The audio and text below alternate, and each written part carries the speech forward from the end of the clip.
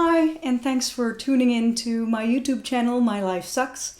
My name is Martijne van Dijk, and I'd love to talk to you a little bit about vibrato. Now, my students were really happy that I'd been sending them little videos about how to produce this vibrato, so I figured I'd pretend you're one of my students and do the same for you. Now, if you're like them, you've been playing the saxophone for a couple of years, and this vibrato technique is something that you'd like to master. But you're probably having a little bit of a struggle figuring out how to get there. So I've been breaking this down into 4 different approaches. And my experience is that if you try them each one at a time, that by the end you'll probably have figured out what your favorite is, and that's the one you're going to be using. So don't worry, there's not just one single way to produce a vibrato, there's more, and judging by the number of YouTube tutorials about vibrato, you've probably figured that out already. So when you start working with all these different techniques, it's a lot of fun to start playing around a little bit, adding notes that have vibrato and just playing straight notes as well. Use it in music that you know. Here's a little example.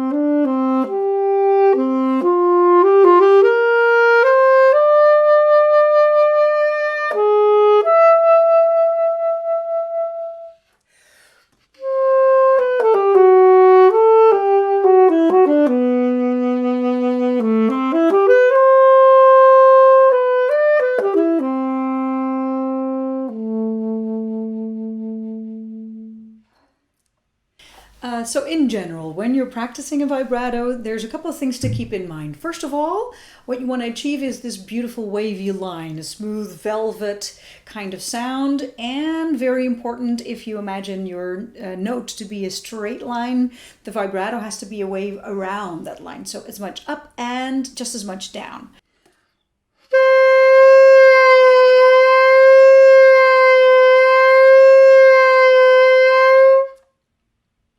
Not too much up because you'll play out of tune, and not too much down, obviously you'll still play out of tune.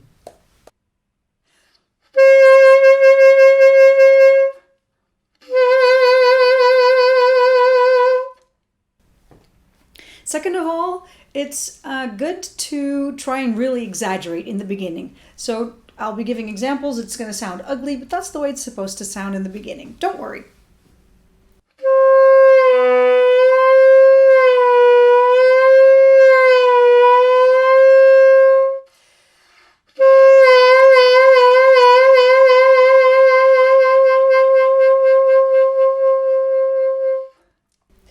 Third point is very important. Try to master the speed. And the way to do this is very simple. You set up the metronome and you just try to control the speed. Maybe even play rhythms, triplets or 16th notes, so that you really get to master this technique.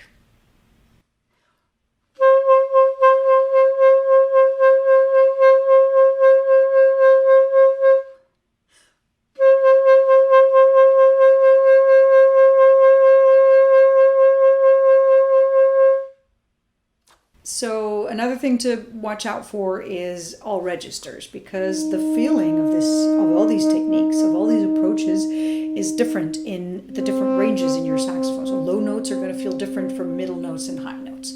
So when you're working on any of these techniques, check out all the different registers on your saxophone. Thank you for watching this introduction. Please check out the next videos in this playlist, because that's where I'll be breaking down the 4 different approaches in 4 different videos. If you do like them, please subscribe. Leave your comments below. I would love to hear from you. Tell me if you have any questions, or just explain to me what your progress is. I'm very curious, and I'm sure that with your comments, you'll be helping other people as well. So again, thank you for watching, and hope to see you soon.